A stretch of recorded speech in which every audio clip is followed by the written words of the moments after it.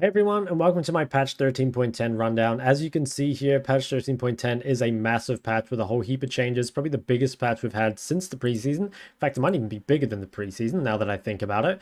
Because there are going to be so many changes in this patch, and in order to keep the video from being super long, I'm mainly going to focus on the stuff that I think affects mid lane the most, and I will make sure to timestamp all those below if you want to jump around. So the first thing we're going to start with, and the thing that affects mid lane by far the most, is the minion change. So except for the first spawn of minions, mid lane minions will meet at the same time as the side lanes. So this falls off after 14 minutes as well. So it doesn't affect the mid game, it just affects the early game. Why is this important? Because it massively impacts how roaming works. So if I show you on Riftkit right here, the way roaming for both like mid and support kind of works at the moment is after the wave is shoved, you can look to impact the other lane. And that's because they will still be contesting their creeps. So for example, if mid lane pushes in right like this, right? And they move into river, bot lane doesn't have the option really to just walk away because their wave is still here. So unless they want to give up these creeps, they're kind of, forced to stay around and contest. And that makes them vulnerable to like the mid laner. This also works the other way as well. Like after bot lane pushes in, right? And the support gets an opportunity to move through the river, the mid laners are forced to contest their wave too. So again, same thing. Unless the mid wants to move really far back and respect the support roam, most likely they are going to be vulnerable supports. With this upcoming change though, where they make it so the mid lane minions meet at the same time as the side lanes, it's going to be more difficult for both mid laners and supports to roam, because what's going to happen instead is like mid laners are contesting their waves, bot laners are contesting their waves, and then by the time like they're finished, let's say mid lane clears their lane slightly quicker, they will come down here, but bot lane will have killed the wave and can safely back off. So there's not really any reason for them to kind of stick around. And it's going to be the same thing with bot lane, especially I think more difficult for support because it takes longer for AD carries to clear waves. By the time the ADCs have cleared the wave, most likely mid laners won't even be here anymore because the wave will be cleared. So essentially, this makes it much more difficult to do the kind of play where you push one wave and then roam to another wave. Now, there is an argument that this doesn't really affect if you're kind of like building big waves. So for example, let's say that bot lane is building a really big wave here. They're crashing like, three waves, maybe like a cannon and two regular waves or something like that. Then mid lane can come down and they most likely will still get here for this crash wave. Now, the reason this is like quite hard to pull off in solo queue, like just straight up, people don't really build waves. This is like much more doable in competitive, and I think that there's an argument that that's what this kind of change is aimed at, is they want to make it so the plays kind of have to be like a bit more thought of, I suppose, rather than just like roaming opportunistically off every lane or off every wave, that they kind of like calculated a bit more. So I can kind of see where they're going with that, but I still think it's kind of the wrong way to balance it. Whenever I'm looking at a change like this, I'm kind of looking at the goal, which is like, okay, we want roaming to be a little, weaker than it is now.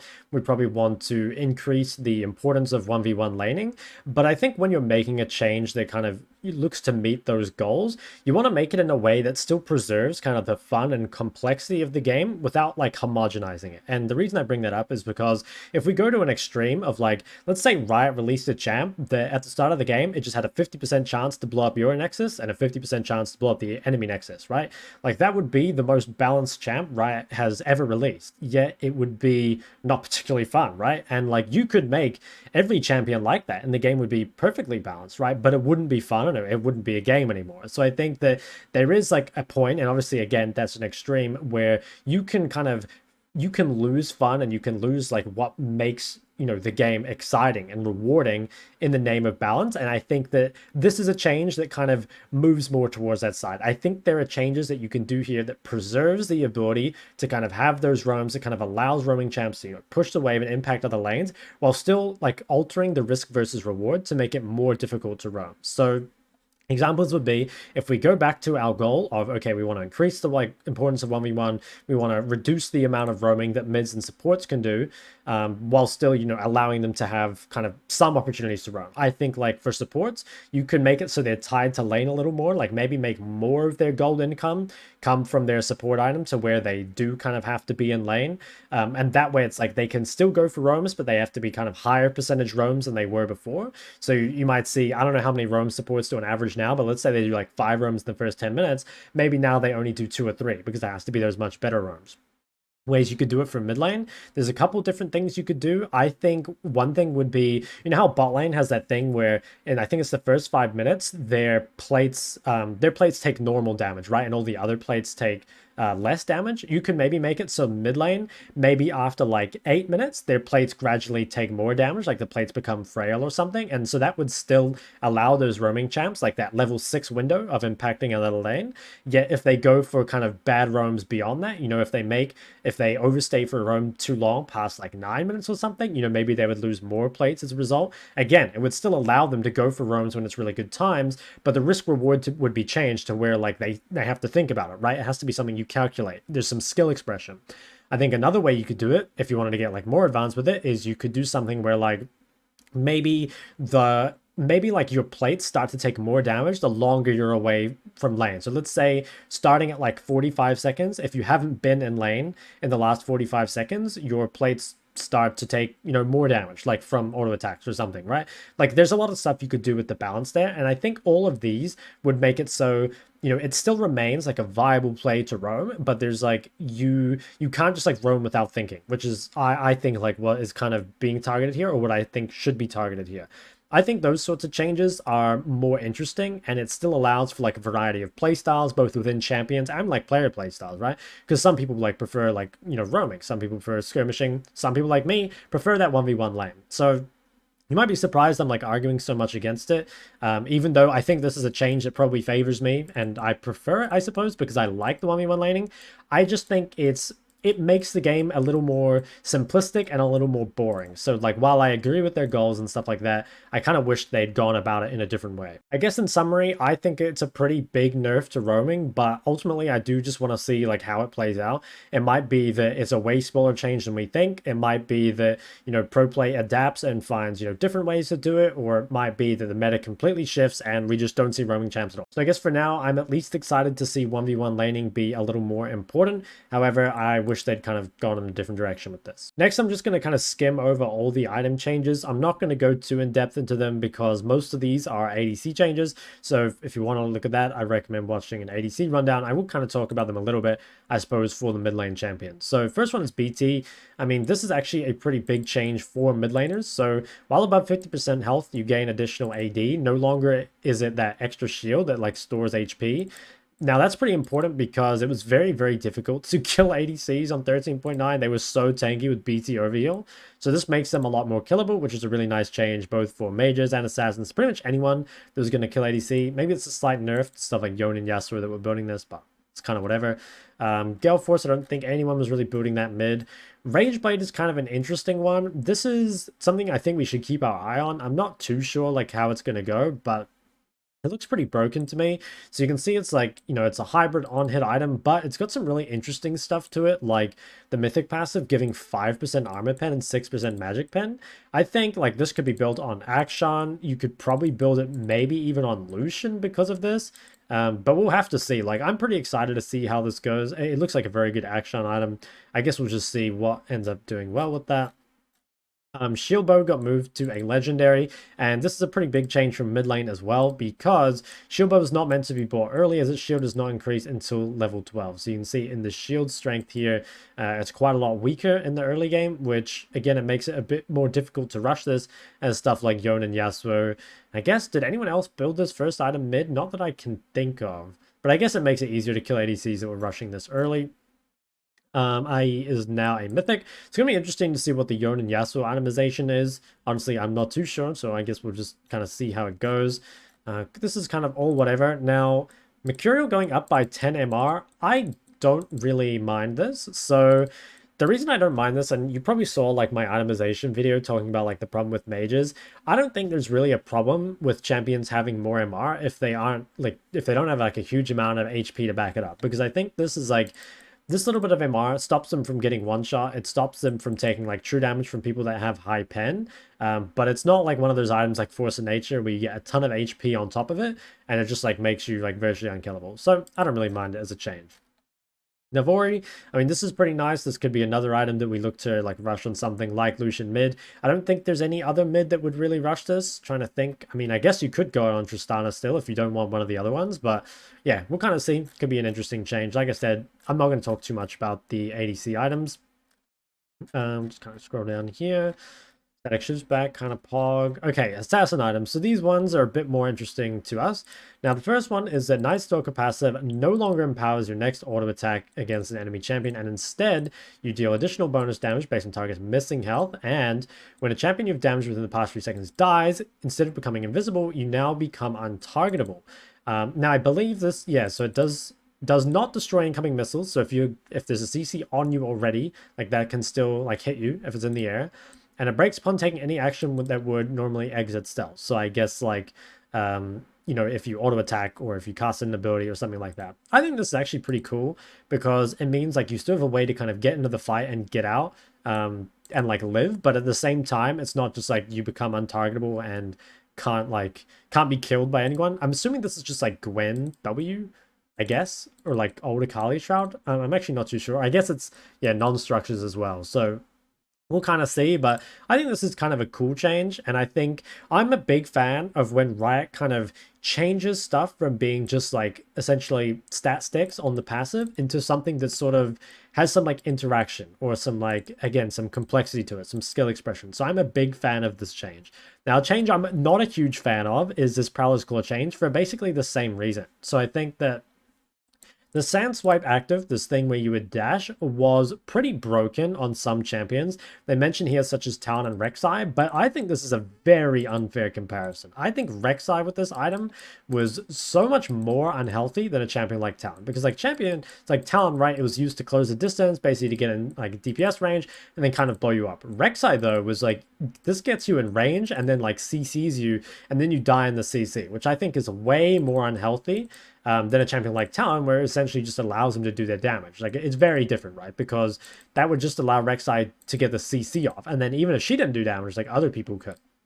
Now, again, like this was a very annoying item for like mages and other immobiles to deal with. But again, the reason I'm not like a huge fan of like it being removed is because I think it is exciting. And I think there are ways that it could be nerfed that you could kind of like keep the active without, I guess like without making it OP and without removing it. So some example, well, let's talk about the change, I guess, first.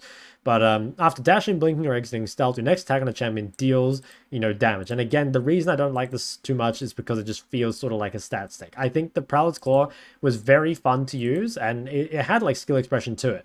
I think if they felt like this were too much of a problem, like before, ways they could have changed it is you could make it into some sort of skill shot. So like you could have it, you know how kind of like snowball works on ARAM, where like you throw it out and then if it hits, you can reactivate it. They could make it something like that. If you wanted to add an element of risk to it, you could make it so if it hits, it just pulls you to the target. Like you don't have a choice about whether to reactivate it or not. I think that could be kind of interesting because then it's like, if you throw this skill shot out and it connects, you might actually die. Like it might be like taking a Silas chain into the enemy team and then you just kind of get messed up by it. So I think, again, I don't know. I kind of agree that it limits how they can balance and design champions because some champions are so built around it.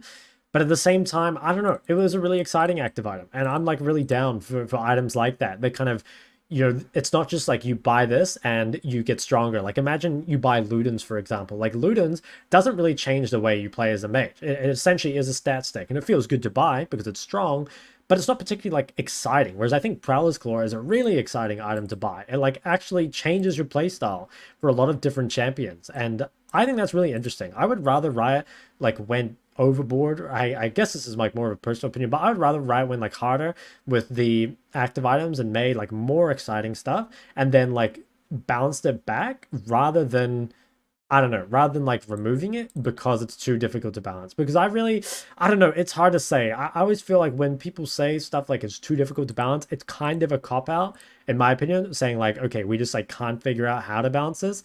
And we think that we can balance and design these champions better without it.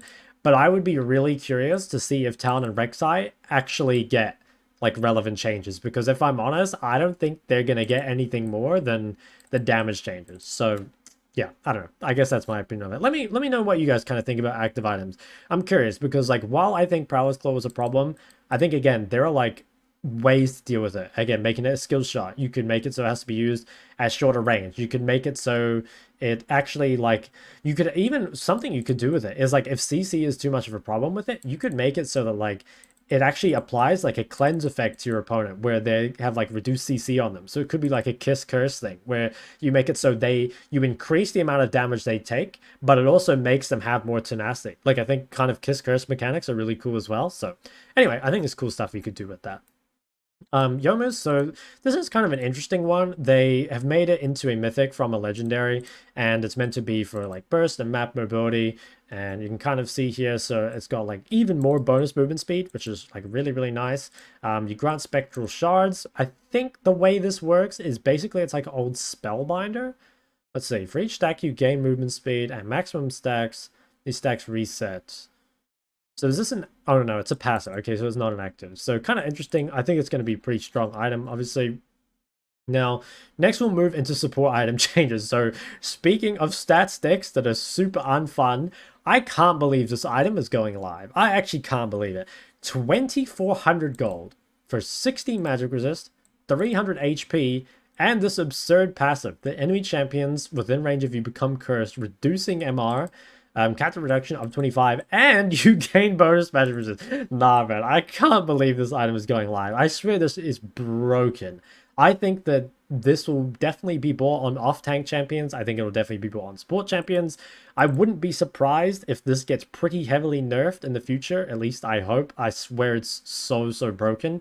And again, I would not be so opposed to like the stats on this if it were a bit higher. Like I think when you make something this cheap, it becomes really accessible again, and I think accessibility of MR is a pretty big issue in the game right now. It's just very easy to get MR for a very little cost, and yeah, this kind of ties in with that. So I'm not a huge fan of this, and also again, just like from a personal point of view, I'm not really a big fan of just like passive like this that don't really require any skill expression.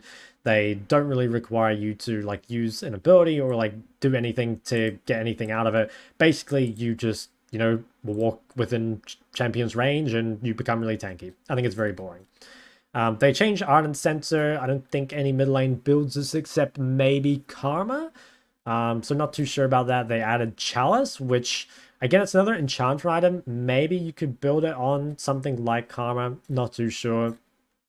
And I think this new item here, from what I remember, I did read this before. Dealing damage to an enemy champion grants a soul shard. Healing a shield in the ally consumes all soul shards. Health and deals damage per shard to the nearest enemy champion. Okay, so yeah, just for the challenges. Could be, there's some mids that might use this, but I don't think there'd be that many. At least I wouldn't think so. Now I believe there is like a mandate Rylai's synergy. I saw someone comment about that. I think it was actually when I was watching Curtis's rundown. I saw in his comments someone commented about this. I haven't actually read this. Abilities that slow or immobilize a champion deal damage and marks them for 4 seconds. Allied champion damage detonates the mark, dealing additional magic damage granting both movement speed. Abilities that slow or immobilize a champion deal bonus magic damage and marks them for 4 seconds. Interesting. Okay, so yeah, there could be some sort of like synergy with Mandate and Rylai's on, I guess, champions like Swain, maybe, but Swain hasn't been building this for a while, although the AP going back up, so there's potentially some interesting stuff that could be done with this, actually, especially because it's no longer a mythic, right? Oh no, it wasn't a mythic. Wasn't it a mythic before? It was a mythic before, right? And then they changed it. I think it was. Anyway, can't quite remember. Just kind of scroll down here. Don't care too much about any of this. Mikhail's losing MR was kind of nice. I think that, again, this is one of those items that just had MR for sort of no reason. So glad to see that gone. I skip through all these. I don't really care too much about these items. We'll get down to these other items here. Okay, so interesting stuff for mid lane. Force of Nature. This has a little bit less MR here. No longer gives multiplicative magic damage reduction, but it grants magic resist, just 30 magic resist overall. So again, it's not quite as strong as I think it is before. However, I think it's still, you know, pretty strong overall. Like, it's still going to be a lot of magic resist overall, and it's like a relatively cheap item. It gives a lot of HP. And I think, again, when items are giving both HP and MR, that's a pretty big problem, because normally, like, the reason that defensive stats become so strong, it's because you have health to synergize with them. And in the past, like before the durability patch, that was like even harder because people didn't have a lot of base HP. But now it's like you have base HP, most items are giving a lot of HP, and the MR items themselves give even more HP. So by the time this is like your one-stop shop to just like, okay, I'm invincible to MR now. Again, I think this is like yeah, it makes them, it's like a weaker item overall, but I still think it's very, very strong. Now, the kind of like mage changes. So there was Lost Chapter. So we're aiming to help mages from the earlier power spike by making it 1100 gold. We want to acknowledge some risks to this change, given mages already tend to be top performers in pro play. I think this is, I've seen some people saying this is a really big change, and I'm not sure it's as big as people think. And I guess the reason is that, like, okay, getting Lost Chapter, okay, I guess like it's difficult to get Lost Chapter on first base currently because it costs 1300 gold. 1100 gold is a lot more achievable, which is nice. And I also think if you can get Lost Chapter first base, that's like really, really nice, right? Allows you to skirmish, allows you to kind of have like a lot of push over your wave and all that sort of stuff. It also means that you can get Chapter significantly before Catalyst, and you can get Chapter at the same time of Dirt. So for all those kind of like break points of, you know, I guess like mages versus other classes, it's pretty nice. But I think obviously like mage versus mage, this doesn't really do anything. In fact, it might make mage versus mage a little worse, because it means that like you kind of reach the point where you can, you know, clear waves and not interact too much with your opponent even quicker. Because like what happens now is it's pretty unlikely that you'll hit Lost Chapter on your first base. So mage versus mage becomes quite skill intensive until like second base, which I'd say is normally around like level 7, level 8. That's when like, okay, we're getting enough wave clear, we're getting enough mana. There's not too much interaction beyond this point.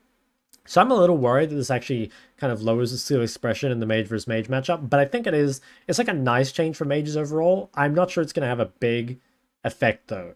I guess like as people are expecting. I guess I'm just like gonna kind of see how it goes. It definitely feels nice. One thing that could make it, I guess, a big change is if this kind of drives a resurgence of the old like Sapphire refillable futures market strat, which would allow you to get a Lost Chapter extremely early into the game. I'm not sure what waves you would get it on now, but it would be very, very early, and potentially that allows some of those champs that are kind of gated behind reaching Lost Chapter, something like Malzahar, to be a little bit stronger.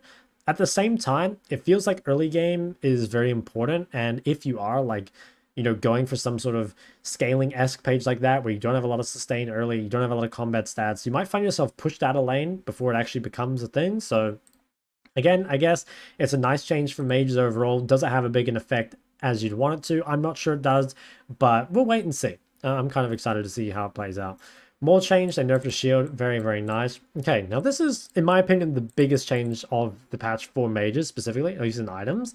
So I think the magic ability power increase on this is pretty nice. So as I said before in my itemization video, I think this is a band-aid fix, but it's a fairly solid band-aid fix, to be honest. Like, it does add quite a lot of additional AP in the late game, and I think it also incentivizes running more pages that involve a lot of AP. So I think I said in that video, something that I tried before would be, you know, you pick a page with like sorcery and domination, you take absolute focus, Gathering Storm, you take Eyeball Collection or one of those that give more AP, and then you like make sure to build a Dark Seal, and suddenly you've got like 3 or 4 sources of additional AP, and that kind of allows Rabbit on Second to be like a more viable purchase. So that's something that like maybe we can think about a bit more now. Again, I think that, yeah, I don't know. My full thoughts on like mage itemization are already in that video, and I think this is sort of a band-aid fix, but it's a band-aid fix that I think is kind of nice, to be honest. Starrick, Strikebreaker, don't really care too much about any of these, so I think that's going to be pretty much it for the things I care about. Obviously, there are many more changes in this patch, like we could go through all the crit items, but I don't want to talk too much about champs that I'm not playing and that like I don't know as much about. Like I said, I can't remember if I said at the start of the video, but Coach Curtis did a rundown where he kind of talks about everything as well. Freak did a really long rundown as well. So if you do want to check those out, feel free to. I mainly wanted to create this just to focus on the mid lane stuff, because I know that's what most of you are. And if you have any questions, please leave them in the comment section below. If you have anything major that you think I missed, I would also be down to hear about it in the comments. Like I said, I kind of just more skimmed over this, and I will be playing some games probably on stream later today, twitch.tv/ShokLol. To kind of see what the patch is like and maybe try out some of these items. So thank you guys, of course, for watching, and I'll see you guys. I'm not sure when I'll see you guys. I'll see you guys in the next video, probably a tier list. I think I'll do a patch 13.10 tier list and probably one for Low Elo as well. So once again, thanks for watching. I'll see you guys later.